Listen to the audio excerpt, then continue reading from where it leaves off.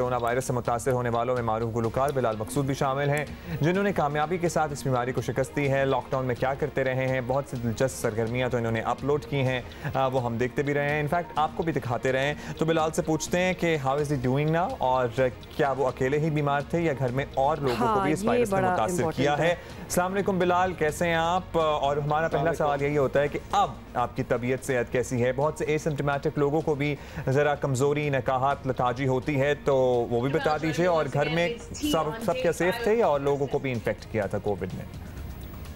आपकी आवाज़ काफ़ी ब्रेक हो रही है, लेकिन मैं समझ गया हूँ आप क्या पूछना चाह रहे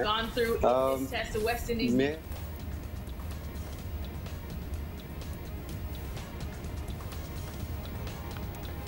अच्छा बिलाल, इंटरेस्टिंगली आपकी भी आवाज़ हमें नहीं आ रही, तो लिहाजा तो हम जरा इसको कनेक्शन को जरा रीएस्टैब्लिश करते हैं। अच्छा, एक दफ़ा दोबारा से, अब दोबारा से बताइएगा, आप जरा शुरू कीजिए जी, अपनी खैर खबर से स्टार्ट करें। मैं बिल्कुल ठीक हूँ, अल्लाह का शुक्र है माशाल्लाह। और इससे बाहर निकले हुए मुझे कोई 2-3 हफ्ते हो चुके हैं और अब बिल्कुल नॉर्मल ज़िंदगी गुजार रहा हूँ। और जब मैं कोरोना में था उस वक्त भी इतना बुरा हाल नहीं था मेरा। मुझे 2-2.5 दिन बुखार रहा और उसके बाद 1-2 दिन फटीग चलती रही, लेकिन फिर मैं एसिम्प्टोमेटिक हो गया और अगले कोई 10-12 दिन मैं कमरे में तो था, लेकिन मज़ा कर रहा था। मुझे कोई काम नहीं करना पड़ रहा था, सारे काम मेरे होए जा रहे थे, खाना कमरे में आ रहा था, बर्तन भी धोने पड़ रहे थे, कुछ भी नहीं करना पड़ रहा था, तो मज़े से वक्त गुजर गया।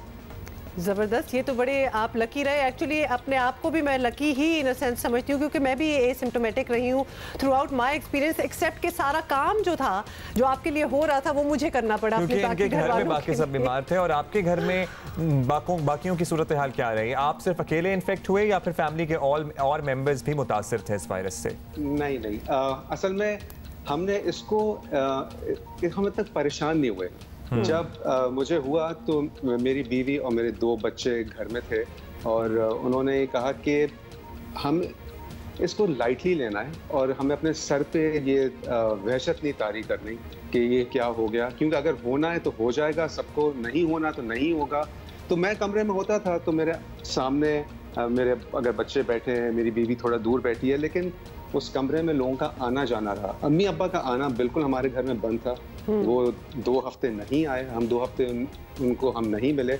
लेकिन मैं जब खाना खाता था तो कभी कमरे में, कभी मैं दिल चाहता था तो मैं डाइनिंग टेबल पर जाके खा लेता था और थोड़ा दूर बैठ जाता था, लेकिन हमने इस चीज़ को मतलब अपने इतना परेशान नहीं हुए, सर पे सवार नहीं किया। जी बिल्कुल। जबरदस्त।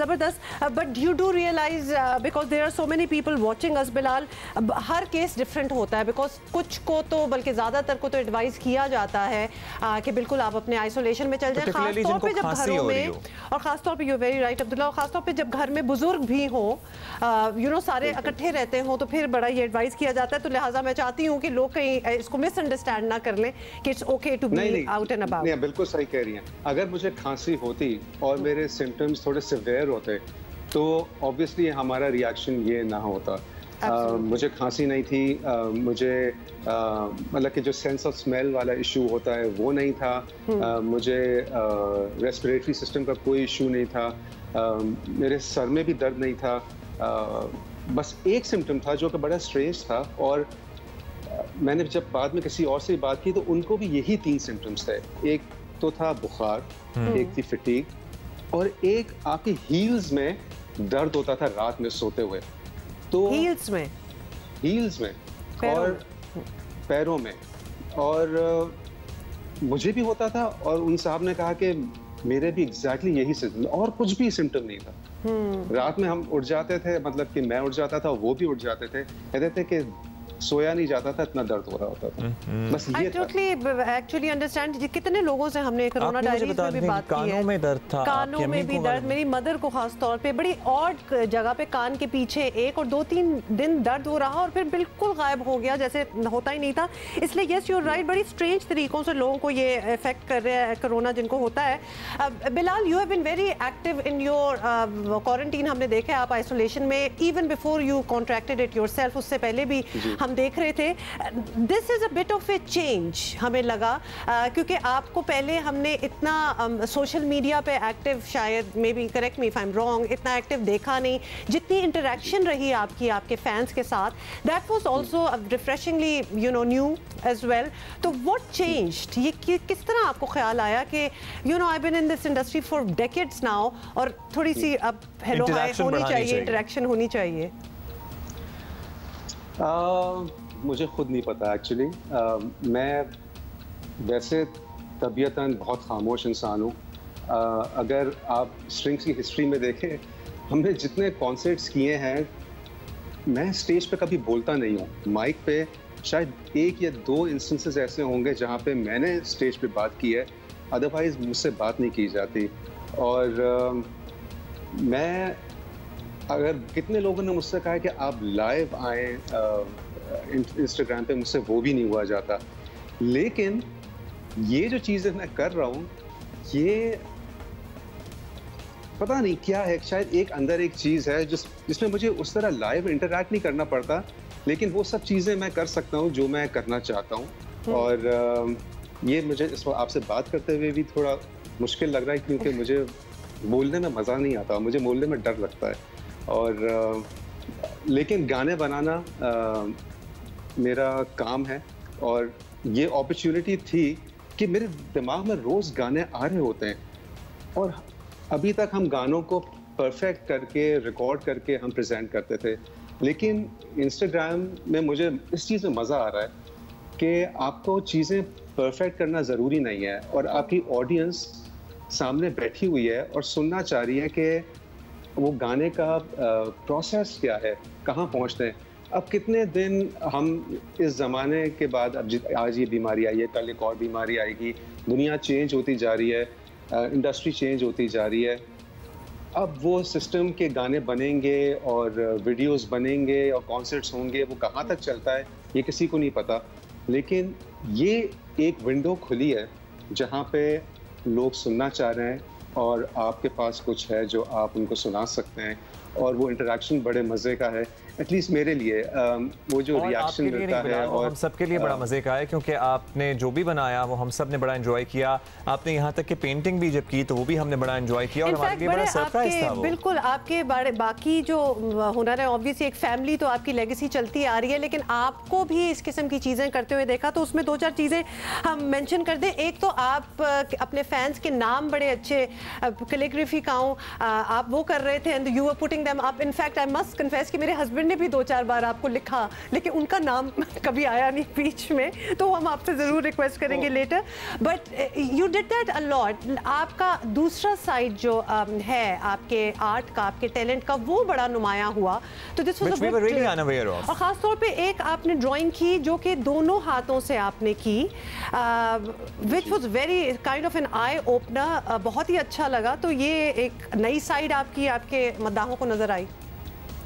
ये मैं आपको बताऊं, ये जो एक तो कैलीग्राफी है, ये मैं हमेशा से सोचता था, और मैंने सोचा कि ये एक अच्छा मौका है कि मेरी प्रैक्टिस भी हो जाएगी, क्योंकि लोग नाम भेज रहे होते हैं और मुझे समझे 10, 12, 15 सेकंड में उनका नाम लिख के एक अलग तरह से मैं उनको दे रहा होता हूँ। तो एक वक्त में 100, 200 एक सिटिंग में ये सारे नाम मैं लिखता हूँ। तो मैं इस चीज़ को आगे लेके जाना चाह रहा हूँ, और इसको किसी और मीडियम में ट्रांसलेट करना चाह रहा हूँ। तो उस तरह मेरी भी प्रैक्टिस हो रही है, और लोगों को भी मज़ा आ रहा है। और आपके हस्बैंड के लिए आप मुझे अभी बता दीजिएगा, मैं मुर्तज़ा उनका नाम है, तो वो आप लिख के भेज दीजिएगा। अच्छा बिलाल, सब लोगों का अपना कोई एक्सपीरियंस रहा है इस कोरोना की वबा के दौरान, चाहे उन्होंने कॉन्ट्रैक्ट की हो या ना की हो, लेकिन ज़ाहिर है लॉकडाउन में हमें बहुत से एहसास हुए हैं। जिन चीज़ों को हम फॉर ग्रांटेड लिया करते थे, जिन रिश्तों को हम वक्त नहीं दिया करते थे, उनकी भी कदर हुई है, उन चीज़ों का भी एहसास हुआ है कि जनाब these things are not to be taken for granted. आपका पर्सनल एक्सपीरियंस कैसा रहा? क्या बॉन्ड मजबूत हुआ अपने बच्चों के साथ, अपनी बेगम के साथ, अपने वालिदैन के साथ, अपने दोस्तों के साथ? हालांकि फिजिकल इंटरेक्शन कम था इन दिनों, उसके बावजूद भी मेरी ज़िंदगी में कोई फ़र्क नहीं आया, क्योंकि मैं घर में ही ज़्यादातर रहता हूँ। आपने मुझे कहीं किसी पार्टीज़ में कहीं नहीं देखा होगा। मेरा काम होता है, अगर कॉन्सर्ट्स हैं, म्यूज़िक बना रहा हूँ, स्टूडियो में हूँ, उसके बाद घर पे ही होता हूँ। अगर छुट्टियाँ हैं तो घर पे ही होता हूँ। बच्चों के साथ मेरा बॉन्ड अल्लाह का शुक्र है हमेशा से काफ़ी क्लोज़ रहा है। और मेरे वालिद के साथ था बचपन से, हम पक्के दोस्त थे, अभी भी हैं।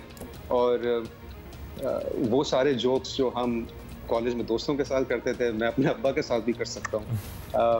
वही jokes. Speaking of which Bilal, यहाँ मैं I am sorry I am cutting you of their, लेकिन आप वालिद साहब का जिक्र कर रहे हैं तो I have to mention this कि आपने बहुत सी अपनी IGTV जो वीडियोस लगाई हुई है वालिद साहब के साथ, मतलब बड़ी बोल्ड हैं कॉन्वर्सेशन में, which is a great relationship.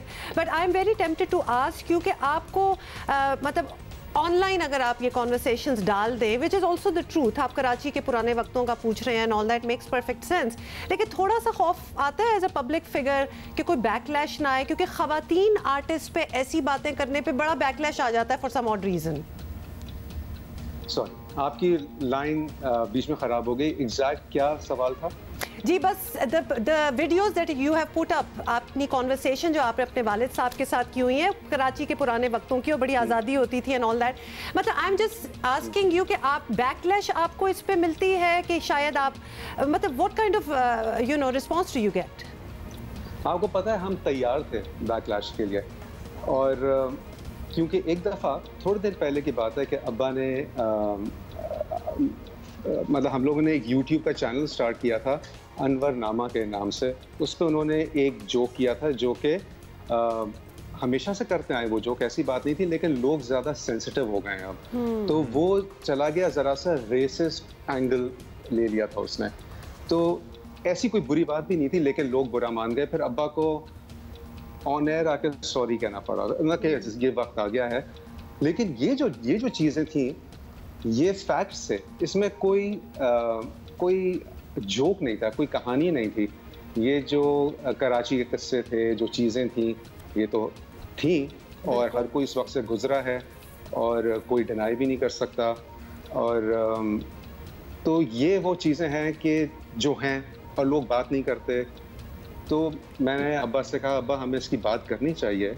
और बहुत सारे लोग जो यंगस्टर्स हैं, जो बड़े हो रहे हैं, उनको पता होना चाहिए कि हम क्या थे, कहाँ गए, कैसे आए, अब क्या हैं, कहाँ जा रहे हैं।